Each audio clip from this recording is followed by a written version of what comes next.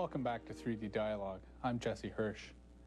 In hosting this television show, I've been fortunate to meet all sorts of interesting and engaging individuals from all backgrounds and faiths. Hopefully you too at home have been able to share with me in the wisdom and stories they have offered.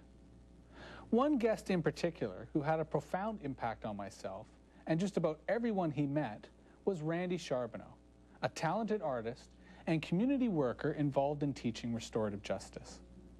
We had Randy on the show to discuss his art, his work, and his life.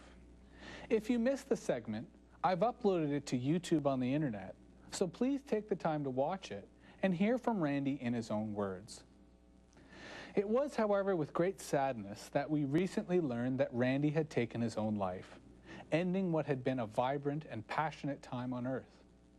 I wanted, therefore, to take some time on our show to remember Randy and pay respect to his memory and the life he's left behind in his artwork. Raised in Toronto, Randy was a member of the Missinaba River Cree First Nation. As a child, Randy was an all-star hockey goalie, but was increasingly finding himself in all sorts of trouble. As a teenager, he was abandoned by his father at a gas station in Nevada. An extended bout of alcoholism followed, with robbery and violence his primary means of supporting his passion for drinking. In hindsight, it's clear that Randy's immense creativity and spirituality without the appropriate and nurturing outlet drove him to addiction and the suppression of his spirit by any means necessary. Randy went to jail for extended periods until during his last and final incarceration, he underwent a spiritual awakening. He realized the potential within him and sought to turn around his life through seeking self-awareness and recognition of his spiritual and Aboriginal identity. His creativity quickly emerged in his passion for painting, expressed spontaneously and powerfully. He made his first brush from his own hair, used paint smuggled with the help of fellow inmates, and bed sheets acted as his canvas. As Randy once said, "Most of my paintings are centered on family, children, and honoring women. The root of healing comes from within, and when one views my art, it is my hope with every passing glance they find or see a line or symbol that takes them to a place that reminds them of who they are and who they were when they came into this sacred world we call home."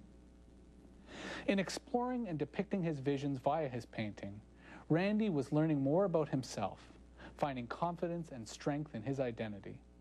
He described this process in vivid terms, quoting again, "Painting from a spiritual aspect drains me tremendously, but yet each painting is a teaching, and that is part of my growth and development through traditional healing."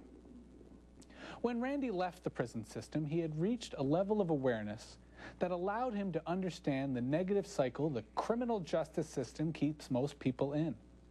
As an alternative, Randy began working towards models of restorative justice that foster healing and rehabilitation instead of discipline and punishment.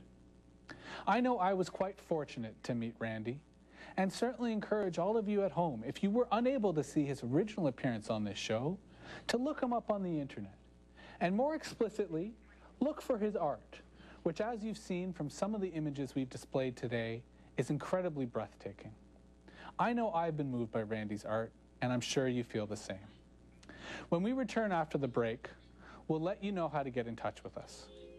You're watching 3D Dialogue.